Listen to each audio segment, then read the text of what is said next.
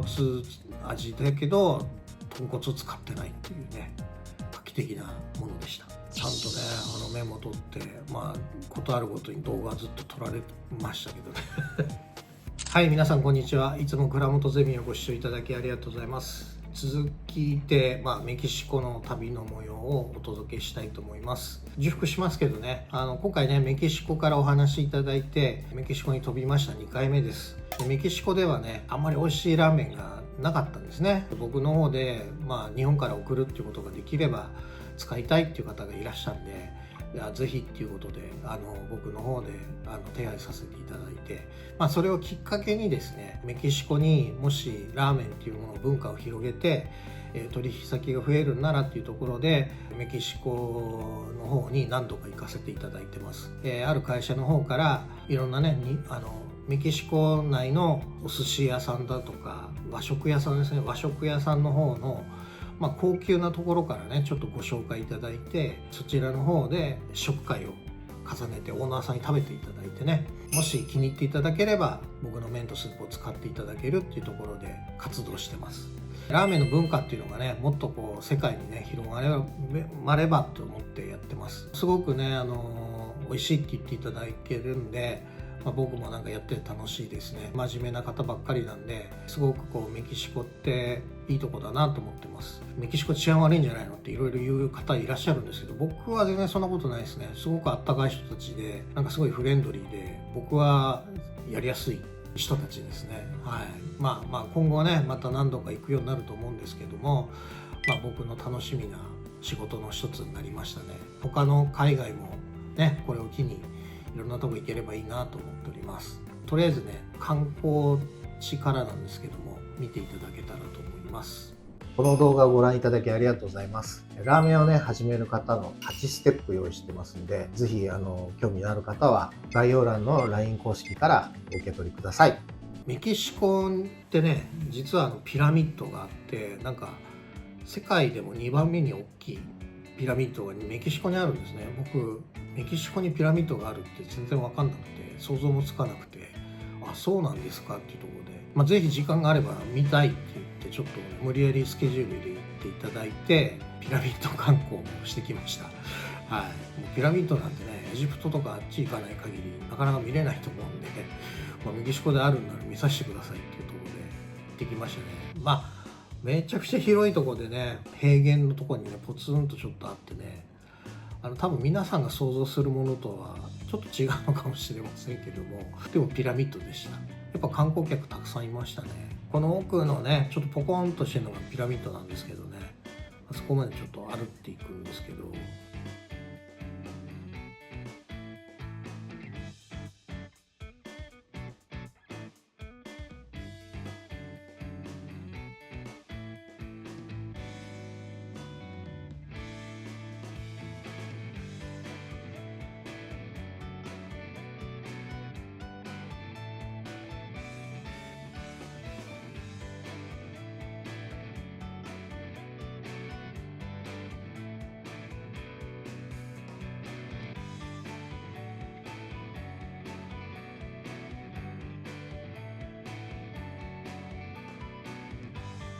はい、こちらがね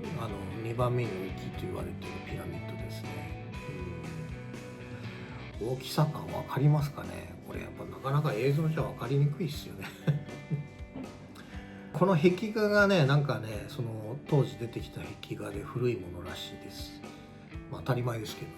でもう一個あって、なんかもう一個もなんか、昔はねこのね上まで上がれたらしいです。今はねなんかねその観光客がなんか頂上にある石とかを何か持って帰っちゃうらしいんでね、コロナ頃になんか規制が入ってもうそれ以来なんか上がれないようになってるっていうところで、上には上がれませんでしたね。上がってみるより下から見る方がピラミッドは絶対景色いいと思いますけどねピラミッド見るならですけども、いくつかね台座みたいのがあってすごくいい感じでしたね。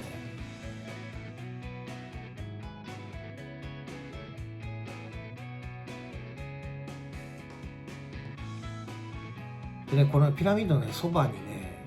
ここはね食べなかったんですけど、洞窟の中にね、なんか良くないですか？なんかテーブルと椅子とまたカラフルな椅子がね並べられて、なんかめちゃくちゃ美味しいらしいんですよ。ちょっと時間なかったんでね、ちょっと食べれませんでしたけどね。ここがビーガンラーメン屋さん、これ大繁盛してますよね。僕の麺とスープをねここは使っていただいてて、ビーガン用のラーメンのスープと麺を開発したんでね、ここを使っていただいて、豚骨味だけど豚骨を使ってないっていうね、画期的なものでした。ここであとねちょっとね僕一人になって、ここのねタコスがねめちゃくちゃうまくて、もう僕ね3日連チャンぐらい一緒に通ってましたね。なんか時間さえあると、これのタコスのこれリブロースとサーロインなんですけどね、どっちかよくわかんないなって思いながらちょっと見てますけどね、すごく美味しかったです。これがめちゃくちゃ気に入ってました。あとこう薬味をね、辛いのとかスパイシーなものとかいろんなものを乗せてねこう食べるんですけど、ちょっと日本でね見るタコスと違うと思うんですけどね、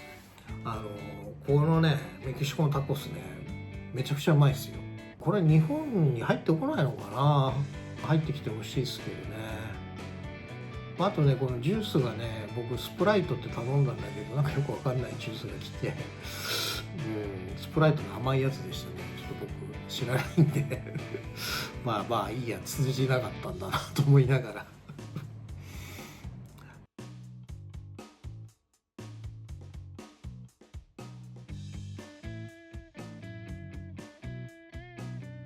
あとここがね日本食レストラン、高級なねお寿司屋さんのレストランですね。ここでもうちょっとね試食会をさせていただきました。厨房がね皆さんね全然使いにくくってですね、試食するの大変でしたけどね、機材がね全部揃ってないんでね、あとレードルっていうのがあんまりないんですよ。測らないんですよね。測りもないしレードルっていうのもないから、だいたい目分量でみんなやってるみたいなんですけどね、僕が目分量でやるわけいかないんで、もうちょっと測り借りながらなんとかやりましたけどね、皆さん美味しいっていただいて、僕も大盛況でしたね。これたまたまねなんかねお金持ちのねお客さんがなんかVIP会員かなんかいたみたいで、この試食をその人に出していいかっていうことで、どうぞっつって言って、なんかその方々もすごく美味しいって最後ね厨房から出たら挨拶させていただいて喜んでいただきましたね。皆さん真面目ですよ本当に。ちゃんとねメモ取って、ことあるごとに動画ずっと撮られましたけどねでもいい感じの人たちですね。いいなんかね仲間が増えた感じでね、僕は楽しかったですね。ここはね本当にねお寿司とかお寿司専門だったんですけどね、メニューにもラーメンがあって、自分のところのラーメンがあんまり美味しくないんだっていうのを言ってましたね。だからあんまり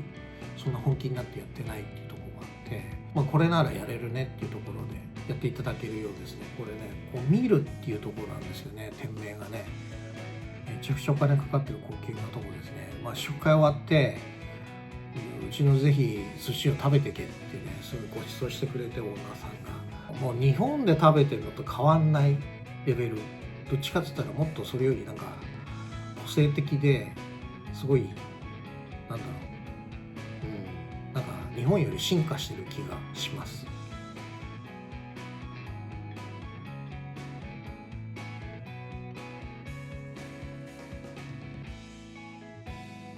おしゃべりしながら、これね料理長の人ですけどね、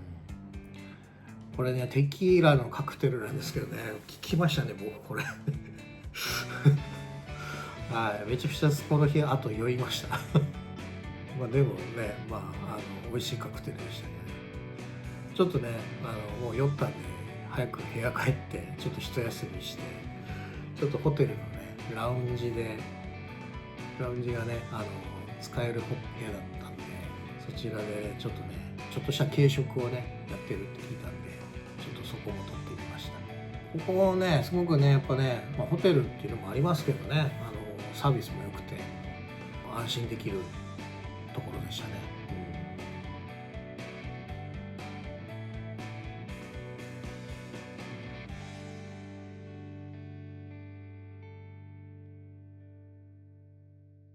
ここはモンテレっていうところに移動したんですね。モンテレのホテルのそばのなんかすごいいいステーキ屋があるってちょっと教えていただいたんで、ちょっとねごちそうになってきましたこれもね。はい。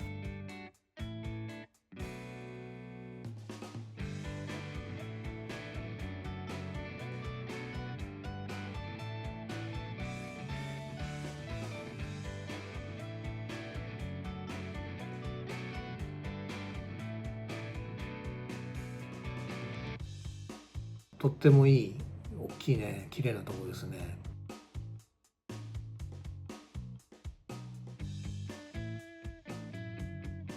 こっちねやっぱね野菜とかねサラダが美味しいんですよね。タコスにも使うからなんですけどね、やっぱ新鮮で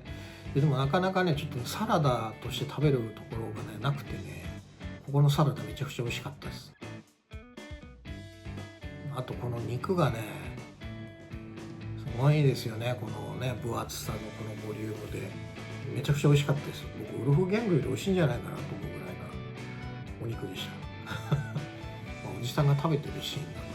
全然面白くなんともないと思いますけどもはい。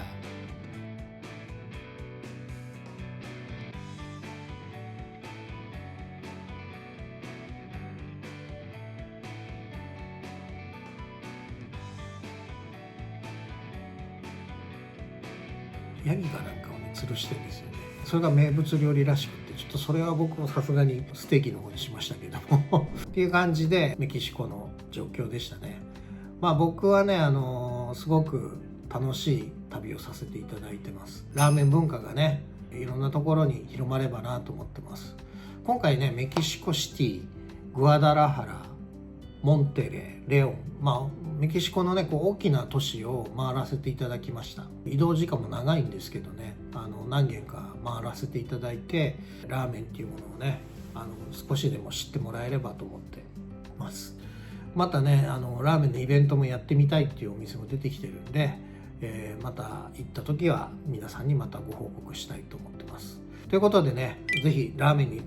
何か私でお手伝いできることがありましたら、国内でも海外でもご相談いただければと思います。詳しいことは概要欄にある LINE 公式アカウントよりお問い合わせください。いつでも面談を開催しておりますので、ご興味のある方はホームページの方からご連絡ください。それではまた次の動画でお会いしましょう。失礼します。